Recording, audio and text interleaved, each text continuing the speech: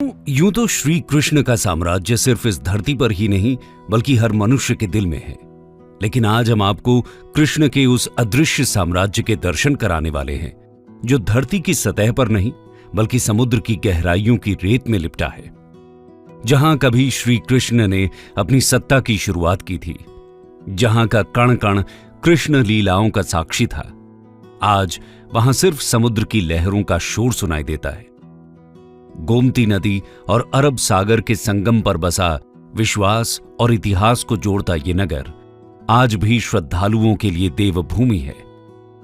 भारत के पश्चिमी तट पर लगभग 6,500 स्क्वायर किलोमीटर तक फैले गुजरात में सौराष्ट्र जिले की तरफ जब बढ़ते हैं तो दूर से ही आसमान को चीरकर सनातन धर्म का बखान करती धर्म ध्वजा ये संदेश देती हुई दिखती है कि यहां से साक्षात मोक्ष का पवित्र धाम शुरू होता है।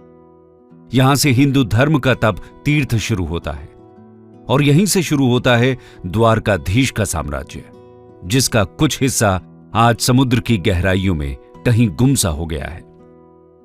आज हम आपको श्री कृष्ण के द्वारका शहर की खोज के विषय में बताने वाले हैं, जो अद्भुत है, अकल्पनीय है, अविश्वसनीय है, जिसे स्वयं श्री कृष्ण ने बसाया था, जहां पर वो अपनी प्रजा के साथ रहते थे, जहां उनका राजपाट था। लेकिन आखिर ऐसा क्या हुआ था कि यह पूरा साम्राज्य समुद्र की अनंत गहराइयों में समा गया? तो चलिए जानते हैं इसके पीछे के रहस्य को। The sunken city of Dwarka, a legend और अ मिथ। कई द्वारों का शहर द्वारका भारत के 7 पवित्र तीर्थ स्थलों में से एक है। यह न केवल धार्मिक रूप से बल्कि पुरातात्विक रूप से भी महत्वपूर्ण है। गुजरात राज्य में सौराष्ट्र प्रायद्वीप के पश्चिमी सिरे पर स्थित द्वारका 4 धामों में से एक और यात्रा के लिए सप्तपुरी शहर यानी 7 पवित्र शहरों में से एक के रूप में जानी जाती है। हालांकि द्वारका की पौराणिक और ऐतिहासिक पृष्ठभूमि रहस्य में डूबी हुई है। इसकी पौराणिक पृष्ठभूमि को देखें तो हम पाएंगे कि भगवान विष्णु के 8वें अवतार कृष्ण ने इसे बसाया था। श्रीमद् भागवत के पवित्र ग्रंथ के अनुसार कृष्ण का जन्म मथुरा की जेल में हुआ था, लेकिन उनके पिता वासुदेव उनकी सुरक्षा को देखते हुए उन्हें गोकुल ले आए, जहां उनका पालन पोषण हुआ, जहां वो गोपियों और राधा के साथ रासलीला रचाते बड़े हुए। वहीं पर उन्होंने अपने मामा और मथुरा के क्रूर राजा कंस का वध किया। कंस के ससुर जरासंध के 18 बार मथुरा पर आक्रमण करने के कारण वो सारी प्रजा को लेकर पश्चिम की ओर निकल गए, जहां पर भगवान श्री कृष्ण ने एक द्वीप शहर स्थापित करने का निर्णय लिया। पौराणिक ग्रंथों की माने तो श्री कृष्ण ने द्वारका बसाने के लिए समुद्र देवता से जमीन ली और महान आर्किटेक्चर विश्वकर्मा से रातों रात द्वारका का निर्माण करवाया। विशाल दीवारों से घिरी ये नगरी वास्तुकला की बेहतरीन मिसाल थी। धन दौलत से समृद्ध इस नगर के दरवाजे सोने के थे। हिंदू पुराणों की माने तो द्वारका का निर्माण कृष्ण ने कुशस्थली नामक स्थान के निकट किया था। शहर तेजी से उभरा। इसमें लगभग 900 महलों में हजारों लोग रहते थे। शहर पूरी तरह से किलेबंद था और केवल जहाज द्वारा ही यहां तक पहुंचा जा सकता था। लेकिन श्री कृष्ण ने जिस शहर को इतने प्यार से समुद्र के बीच में बसाया, वो शानदार शहर उसी समुद्र में डूब गया। द्वारका का ये खोया हुआ शहर आज दुनिया भर में चर्चा का विषय बन गया है। लेकिन सवाल अभी भी वही है कि ये डूबा कैसे? दोस्तों, द्वारका नगरी के डूबने के पीछे कई तरह की कहानियां और मिथक फैले हुए हैं। महाभारत के अनुसार श्री कृष्ण पांडवों की तरफ से महाभारत के युद्ध में शामिल हुए थे और इस युद्ध में पांडवों की जीत हुई थी और कौरवों की हार। 100 पुत्रों के शोक से दुखी गांधारी ने क्रोध में आकर श्री कृष्ण को श्राप दे दिया कि जिस तरह कौरवों के वंश का नाश हुआ है, ठीक उसी प्रकार पूरे यदुवंश का भी नाश होगा। धीरे धीरे द्वारका में हालात तनावपूर्ण होने लगे। उसके पश्चात सभी यदुवंशी आपस में लड़ लड़कर मरने लगे थे। सभी यदुवंशियों की मृत्यु के बाद बलराम ने भी अपना शरीर त्याग दिया। बलराम के देह त्यागने के बाद श्री कृष्ण उदास होकर वन में विचरण करने लगे। घूमते घूमते वे एक स्थान पर बैठ गए और गांधारी द्वारा दिए गए श्राप के बारे में विचार करने लगे और फिर एक पेड़ की छांव में बैठ गए। इसी समय जरा नामक एक शिकारी का बाण उनके पैर में आकर लगा, जिसने दूर से उनके पैर के अंगूठे को हिरण का मुख समझकर बाण चला दिया था। जब वो शिकारी शिकार उठाने पहुंचा तो श्री कृष्ण को देखकर क्षमा मांगने लगा। कान्हा ने उसे अभयदान देकर देह त्याग दी। अर्जुन को कृष्ण के देह त्याग का जब संदेश मिला तो वो बहुत दुखी हुए। इसके बाद अर्जुन ने द्वारका पहुंचकर वासुदेव जी से कहा कि वो नगर में शेष बचे सभी लोगों को हस्तिनापुर चलने की तैयारी का आदेश दें। फिर अर्जुन ने प्रभास क्षेत्र जाकर सभी यदुवंशियों का अंतिम संस्कार किया। अगले दिन वासुदेव जी ने प्राण त्याग दिए। उस पर उनका अंतिम संस्कार कर अर्जुन सभी महिलाओं और बच्चों को लेकर द्वारका से निकल गए। जैसे ही उन लोगों ने नगर छोड़ा, द्वारका का राजमहल और नगरी समुद्र में समा गई। प्रचलित कहानियों के मुताबिक माता गांधारी के अलावा दूसरा श्राप ऋषियों द्वारा श्री कृष्ण के पुत्र साम्ब को दिया गया था। दरअसल एक बार महर्षि विश्वामित्र, देवऋषि नारद और कण्व द्वारका गए। तब यादव वंश के कुछ लड़के ऋषियों के साथ उपहास करने के प्रयोजन से श्री कृष्ण के पुत्र साम्ब को स्त्री वेश में ले गए और ऋषियों से कहा कि यह स्त्री गर्भवती है, आप इसके गर्भ में पल रहे शिशु के बारे में बताइए कि क्या जन्म लेगा। ऋषियों ने अपना अपमान होता देख श्राप दिया कि इसके गर्भ से मुसल उत्पन्न होगा और उस मुसल से समस्त यदुवंशी कुल का विनाश होगा। महाभारत के 23वें और 34वें श्लोक के अनुसार जिस दिन कृष्ण 125 साल के बाद आध्यात्मिक दुनिया में शामिल होने के लिए पृथ्वी छोड़ गए थे, उसी दिन शहर अरब सागर में डूब गया था और यही वो समय था जब कलयुग की शुरुआत हुई थी। समुद्र के देवता ने भूमि को एक बार फिर से वापस ले लिया, द्वारका के खोए हुए शहर को डुबो दिया, लेकिन भगवान कृष्ण के महल को बचा लिया। यह भी कहा जाता है कि खोई हुई द्वारका नगरी पर एक उड़ने वाली मशीन जहाज द्वारा हमला किया गया था। यह लड़ाई एलियंस सिद्धांतकारों की रुचि को बढ़ाती है, क्योंकि ऐसा लगता है कि यह लड़ाई तकनीक और शक्तिशाली हथियारों के साथ लड़ी गई थी। स्पेसशिप ने ऊर्जा हथियार का इस्तेमाल करके शहर पर हमला किया, जो देखने वालों को बिजली गिरने जैसा लगा, और यह इतना विनाशकारी था कि हमले के बाद शहर का अधिकांश हिस्सा खंडहर हो गया। दोस्तों, वैसे तो द्वारका आज तक एक रहस्य बना हुआ है, लेकिन आज इसके अवशेष पानी के नीचे खोजे जा रहे हैं। आइए जानते हैं इसे लेकर हमारे आर्कियोलॉजिस्ट्स क्या कहते हैं। Discovery of the submerged kingdom. दोस्तों, महाभारत के अनुसार तो प्राचीन द्वारका समुद्र में डूब गई थी, जिसकी वजह से आज ये एक महत्वपूर्ण पुरातात्विक स्थल बन गई है। द्वारका के समुद्री अवशेषों पर सबसे पहली नजर भारतीय वायुसेना के पायलटों की पड़ी थी, जो उस दौरान समुद्र के ऊपर से उड़ान भर रहे थे। इसके बाद ही 1970 में जामनगर के गैजेटियर में इसका उल्लेख किया गया। इससे पहले लोगों का कहना था कि द्वारका नगरी एक काल्पनिक नगर है और काल्पनिक कहानियों का कोई इतिहास नहीं होता। लेकिन इस शहर का पहला ऐतिहासिक रिकॉर्ड 6ठी शताब्दी में गुजरात के भावनगर के सामंत्य सिंहादित्य के पलिताना कॉपर प्लेट में पाया गया है। यह शिलालेख द्वारका के सौराष्ट्र के पश्चिमी तट की राजधानी में है और इसमें सबसे महत्वपूर्ण यह है कि इसमें कहा गया है कि श्री कृष्ण यहां रहते थे। इसके बाद से ही लोगों को भरोसा होने लगा। इस पर CSIR यानी council of scientific and industrial research के पूर्व प्रमुख और वैज्ञानिक डॉक्टर राजीव निगम महाभारत को कोट करते हैं। महाभारत में कृष्ण ने कहा है कि द्वारका शहर सागर से निकली जमीन पर बनाया गया था, लेकिन जब उसका पानी दोबारा अपनी पुरानी जगह पर आया तो शहर डूब गया। वो बताते हैं, पानी के नीचे खुदाई का काम मौजूदा द्वारकाधीश मंदिर के पास से शुरू हुआ था, जहां कई मंदिरों की एक श्रृंखला मिली, जिसका मतलब यह है कि जैसे जैसे पानी चढ़ता गया, मंदिरों की जगह आगे सरकती गई।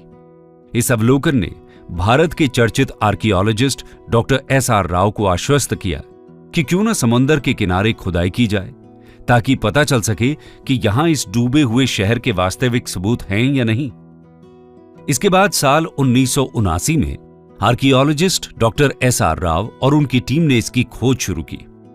उन्होंने मिलकर तथ्यों के सबूत तलाशने शुरू कर दिए। बता दें कि एस.आर. राव कहते हैं कि जिस बात ने उन्हें द्वारका में अनिश्चित उत्खनन के लिए सबसे ज्यादा प्रेरित किया वो था महाभारत की तिथि और उसके ऐतिहासिक तथ्यों को लेकर उठ रहा विवाद। इसी खोज में समुद्र से हजारों फीट नीचे उसकी गहराइयों में द्वारका के महत्वपूर्ण अवशेष मिले, जिसमें 560 मीटर लंबी द्वारका की दीवार मिली, जिसकी बनावट महाभारत के द्वारका विवरण से मिलती जुलती है। पौराणिक ग्रंथों में मिले विवरण के अनुसार द्वारका में कुल 50 खंभे थे। आर्कियोलॉजिस्ट को इस खोज में करीब 30 खंभे मिले थे। इसके साथ ही उन्हें वहां पर उस समय के बर्तन भी मिले जो लगभग 1528 से लेकर 3000 ईसा पूर्व के थे। साइट से 500 से अधिक प्राचीन वस्तुएं प्राप्त हुई। कुछ नमूने तो 2000 साल के सांस्कृतिक उत्तराधिकार को मजबूती से स्थापित करते हैं। पत्थर के ब्लॉक, खंभे और सिंचाई प्रणालियों की खोज की गई। हालांकि इन खोजों की वास्तविक तारीख पर अभी भी विवाद चल रहा है, लेकिन ये सभी सबूत इस बात को प्रमाणित करते हैं कि कृष्ण नगरी द्वारका कोई काल्पनिक कहानी नहीं है, वो असल में मौजूद थी। इस खोज को लेकर भारतीय समुद्र वैज्ञानिकों का कहना है कि भारत के पश्चिमी तट पर मिले पुरातात्विक अवशेष 9000 साल से भी अधिक पुराने हो सकते हैं।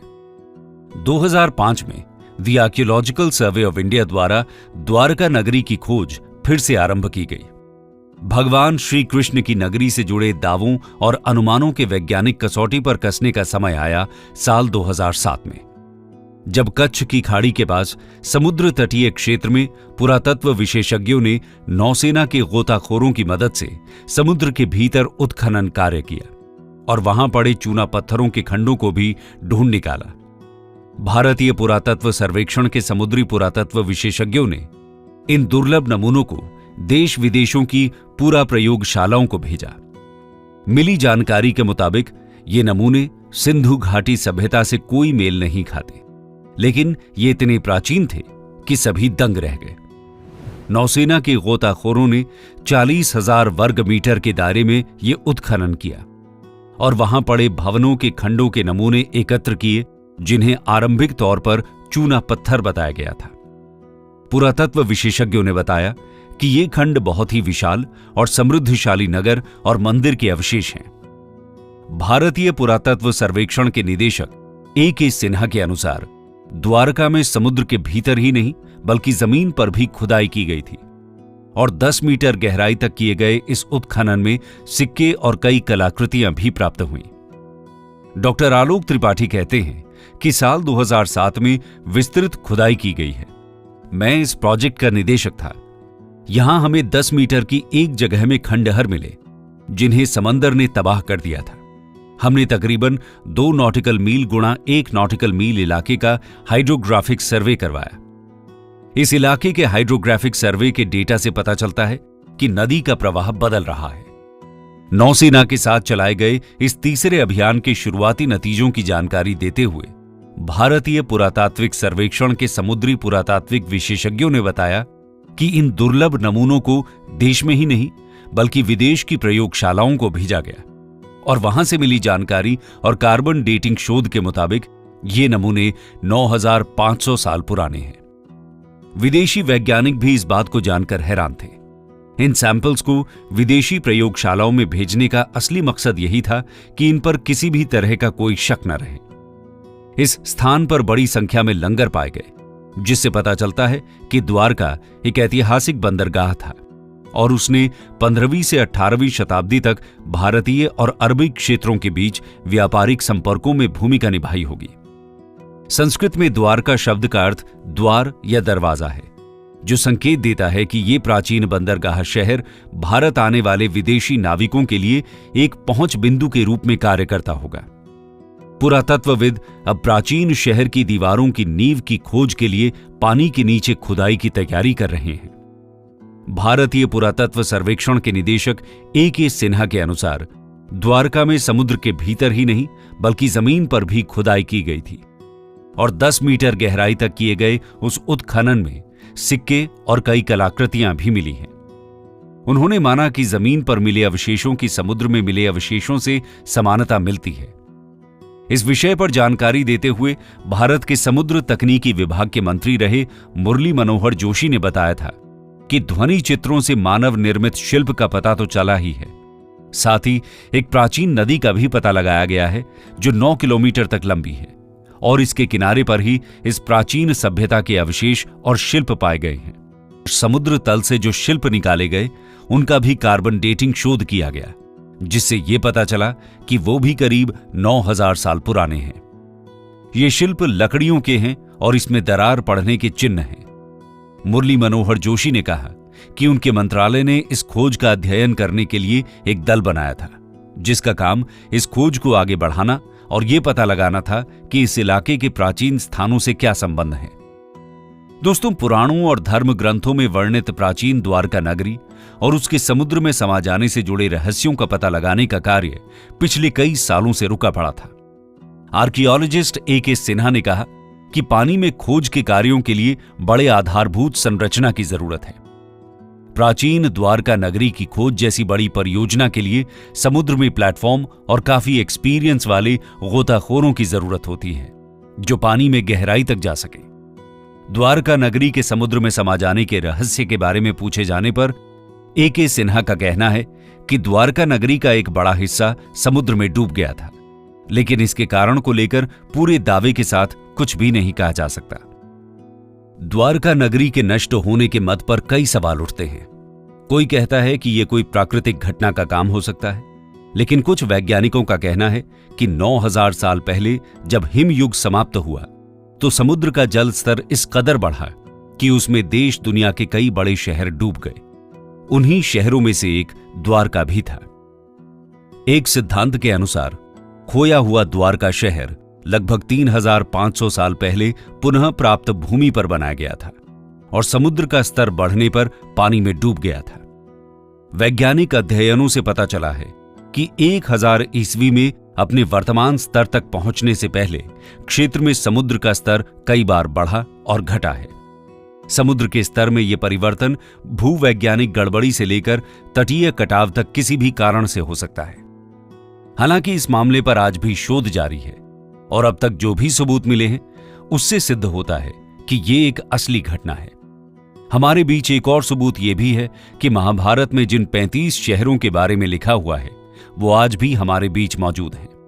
आर्कियोलॉजिकल डिपार्टमेंट को इसके कई प्रमाण मिले हैं। भारत और इसके आसपास के कई देशों का महाभारत में उल्लेख हुआ है। इंद्रप्रस्थ भारत की राजधानी दिल्ली है। हस्तिनापुर आज उत्तर प्रदेश राज्य का मेरठ जिला है। कुरुक्षेत्र हरियाणा का एक जिला है। वहीं गांधार आज अफगानिस्तान में स्थित है। तो वहीं श्री कृष्ण की द्वारका भी गुजरात का एक शहर है। कंक्लूजन। दोस्तों, इस रिसर्च से इतना कहा जा सकता है कि द्वारका एक छोटा शहर नहीं था, बल्कि एक विस्तृत और समृद्ध राज्य था। ये सभी साक्ष्य और सबूत जब भविष्य में भारत के समृद्ध और प्राचीन इतिहास को बताने के रूप में पेश किए जाएंगे तो ये हमारी सभ्यता के लिए बड़े ही गर्व की बात होगी। दोस्तों, आपका इस विषय पर क्या कहना है?